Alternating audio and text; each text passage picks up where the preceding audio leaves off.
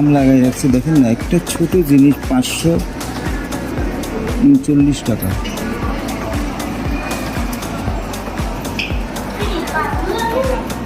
এগুলো আবার মনে হয় কয়লাগুলোর দেখি আবার দাম বেশি, 1319 টাকা।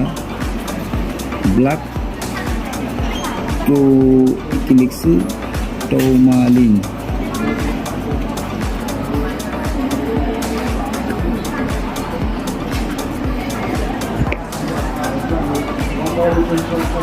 প্রত্যেকটা পাথরের বহুত দাম।